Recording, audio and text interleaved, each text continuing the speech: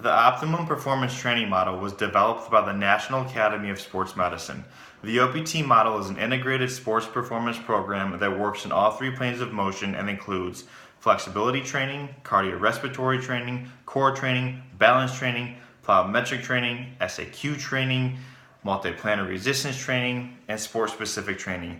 The OPT model is a progression of programming that systematically develops any athlete to any performance goal. Clark, Lucet, and Sutton. The OPT model is divided into three stages: stabilization, strength, and power. As with any structure, the foundation is the most critical aspect. With the OPT model, the foundation stage is stabilization endurance training. The main focus of this stage is to increase stabilization strength and develop optimal communication between the athlete's nervous system and muscular system.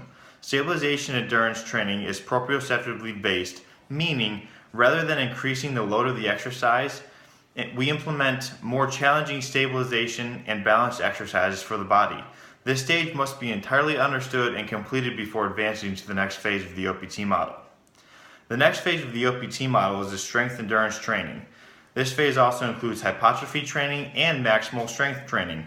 Per Clark, Lucet, and Sutton, the goal of this phase is to increase strength endurance while increasing prime mover strength. To accomplish this phase, two exercises of similar joint dynamics are completed, making this a superset. A superset is back-to-back exercises without rest. One exercise will be completed on a stable environment such as the bench press, while the other will be exercised on an unstable environment, example of an upside-down Boshu ball performing push-ups. This is to work the prime mover strength, then challenge stabilizers, neuromuscular and postural stabilization endurance with dynamic joint stabilization. The last stage of this phase is hypertrophy training, and the goal of this is increasing maximal chief mover strength. After completion of this phase, the sports performance professional can progress the athlete onto the final stage of the OPT model. The final phase of the OPT model is the power training. Along with power training comes with maximal power training. The movement and force exertion of the body is dictated by the neuromuscular system. To increase the neuromuscular system, supersetting is a crucial part for this phase. An example of this would be a traditional strength exercise such as a bar squat, with supersetting a plyometric or power exercise such as box jumps. This is to enhance prime mover strength while also improving the rate of force production. Per Bompa and Buzzicelli, almost all physical activities incorporate either force, speed, or flexibility, or even a combination of all the elements.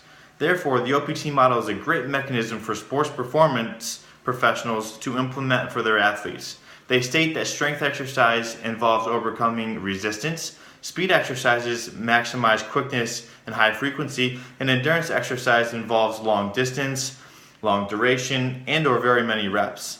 Lastly, flexibility exercises maximize range of motion.